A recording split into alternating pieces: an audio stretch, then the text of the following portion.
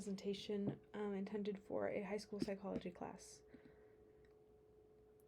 The rationale for all of my rules and guidelines and stuff comes from the intention to facilitate learning.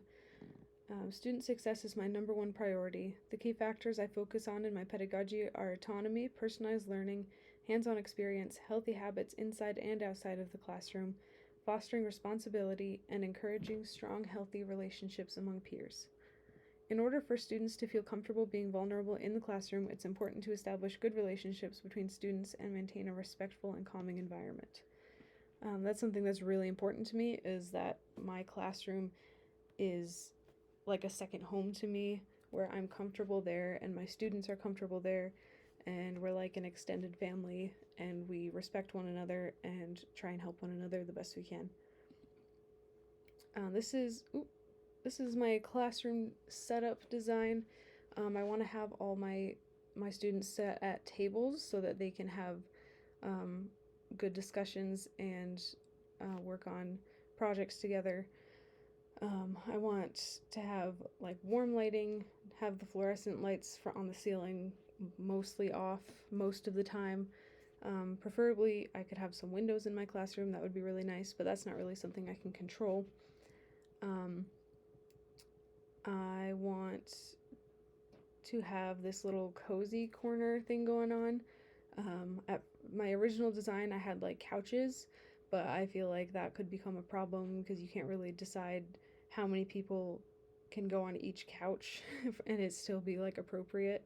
So I'm gonna have just like individual like bean bags or chairs or just like comfy seating that's meant for one person. And yeah, just one person. That'll be very clear, or made very clear to my students. Another thing about the cozy corner is I want to have it within direct sight of my desk. So if the students are working on projects and I have a couple kids working in that corner and I'm at my desk like grading papers or whatever, I can see them like directly and know like what's going on at all times. For my sanity, I have coffee and snacks behind my desk so that I can have a little snack or a pick-me-up throughout the day whenever I need to. And then I have decorations like plants, and I want to, go on travels around the world with my partner, and his family likes to take us on vacations. So as we go around, I want to bring things back that I can share with my students and show them pictures and share stories. And I also want to have some inclusivity decorations, I guess, on top of just the American flag. I want to have like a pride flag and just something that says all of you matter and that everyone is welcome regardless of race, gender, sexuality, anything really. I just want to make it very clear that everybody is welcome here, and I'm not going to tolerate other people picking on their peers just because they're different than one another. Some indicators that my pedagogy is working is that students are smiling and communicate respectfully. School property and my own classroom items are not being damaged. Most students participate in the activities and discussions. Students follow directions and understand what they are supposed to do. And students are enthusiastic about the learning activities. I'm hoping that I can make psychology interesting and applicable enough that everybody will want to learn and want to participate, and that is almost entirely on me. So the first day of school, I want to have this discussion with my class to go over like the ground rules and have them come up with like the classroom culture that they want to have. And there's some specific things that I want to tell them, just to, lay it all out. I want to let them know that like my classroom, just because they're there for 1 hour a day, I'm there the entire day, and I want my room to stay clean. I want everyone to be safe. I want it to feel comfy, and it's part of their responsibility to make it that way, and to keep it that way. So I'm asking that they respect the space, the classmates, and me as the teacher. And I will automatically be giving them respect just because they're humans and they deserve it. Um, and I want to let them know that. I also want to tell them that participation is really important, because psychology has a lot of just discussion and projects and experiments, and you're going to have to work together to participate, basically.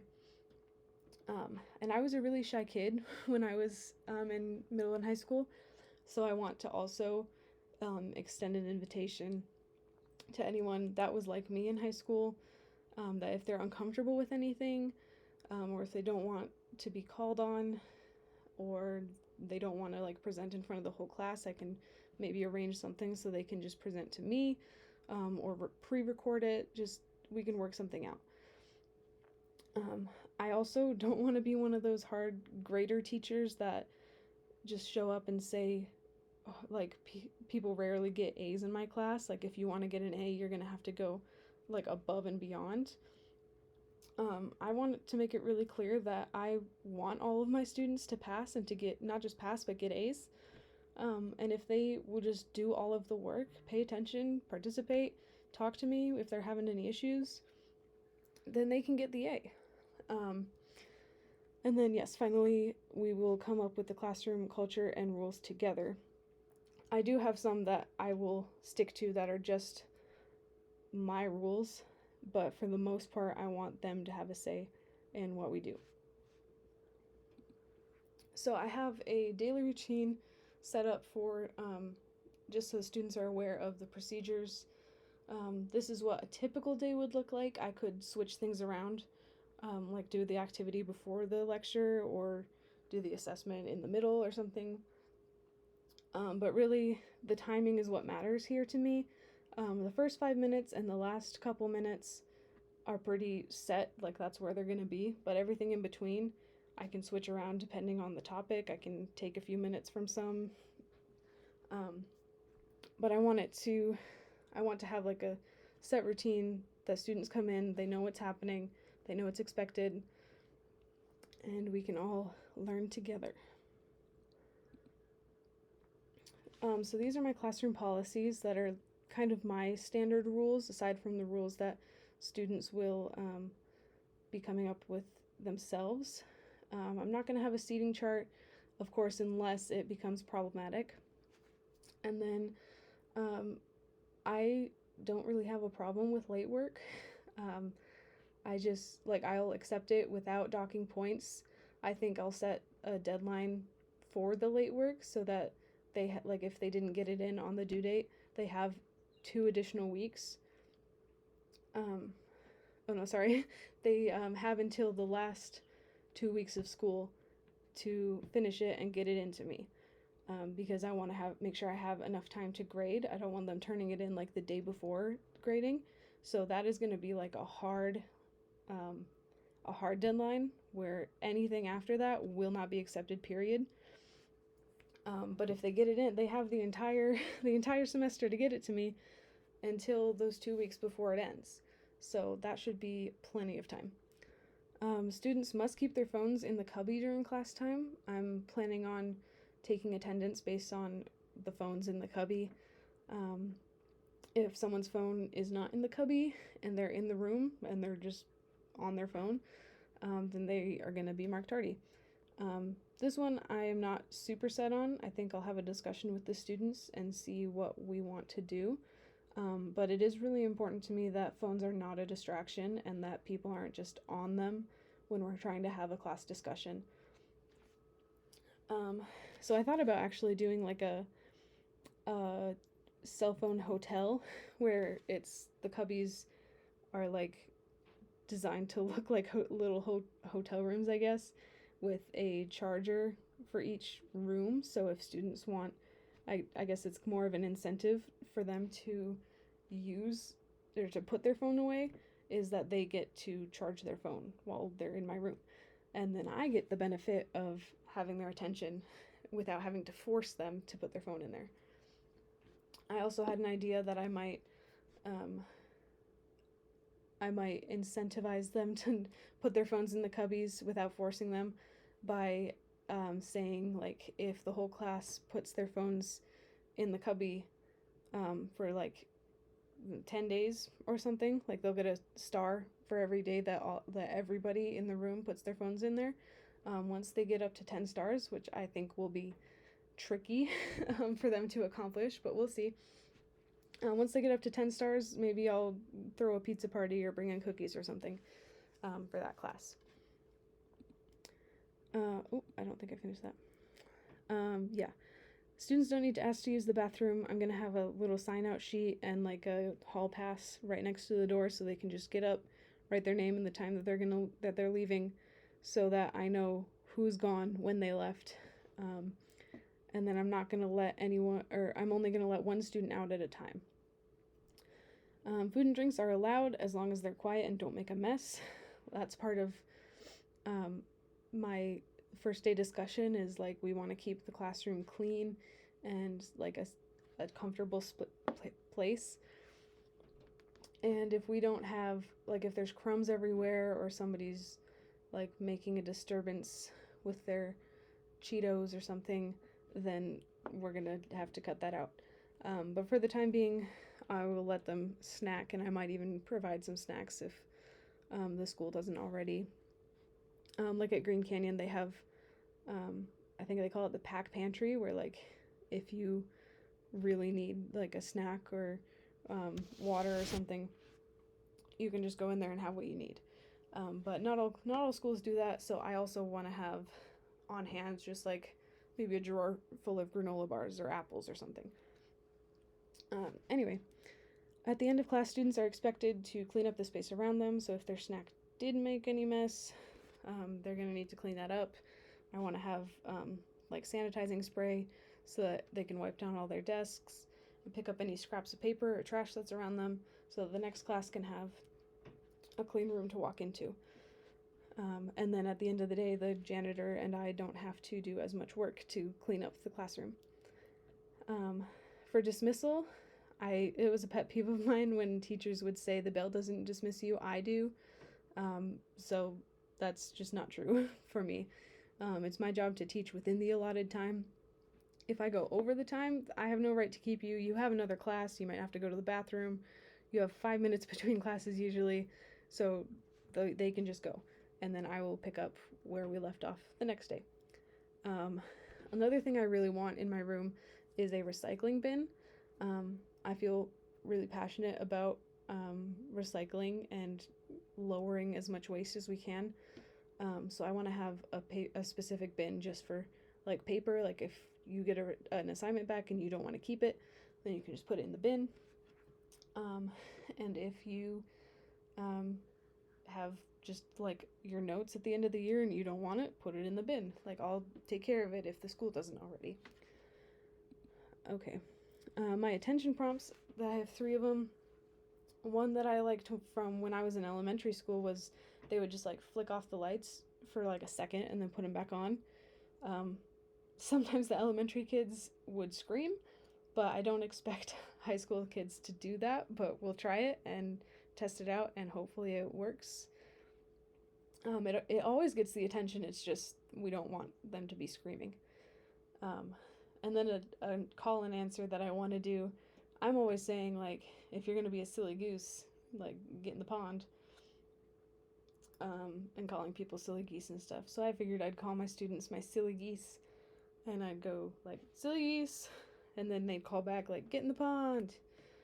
And then on top of that, I'm going to do the fingers in the air, 3, 2, 1 countdown, to try and get their attention. My positive behavior reinforcement plan kind of goes back to the silly goose thing. I want to have give each student like a laminated picture of a pond, and then they can earn stickers of ducks or geese to put in their pond, and when they get to 10 ducks or geese, they can get a prize or get to sit in my chair or whatever privilege we can come up with together to incentivize good behavior. And then every Friday, I really liked that the suggestion in one of the books to send emails to parents to praise the students, so they're not always hearing negative comments. Like whenever a teacher reaches out to them, they probably are always getting something negative that like needs help. I'd like to highlight the good things that are being done. Like if a student does a good deed, or they accomplished a lot that day, or they like really get the concepts, I just want to give them praise and let them know. And then on top of all those is just verbal approval signals. I want that to be like a frequent part of my day, part of my class period. For every class period is just like if a student is participating or answering questions, just a quick like, yes, thank you, or good job, not just move on really quickly without giving them any approval. My behavior intervention plan has 5 steps. The first step is a verbal reminder, like, hey, remember, we're supposed to be respectful. Second one is a verbal warning, be like, didn't we just talk about this? You need to stop. Third step, if they keep doing it, is a one-on-one talk outside of the classroom, just to like be like, what's going on? Like, why do you keep doing that? Is there something I need to be aware of? And if they still continue that behavior, I'll call their parents, text their parents, see if I can meet with them. And if the behavior is still a problem, then the ultimate thing would be to meet with parents and administration, and maybe even bring in the student and be like, listen, this has got to stop. So that is my intervention plan. Some inspirational resources I found really while cruising Pinterest and Instagram is Angela Watson's Truth for Teachers, The Caffeinated Classroom. I really love the APA website as a resource. It just has tons of like articles and lesson plans and activities that I can use. And they're always updating things and adding more, so that's a really good place for me to go.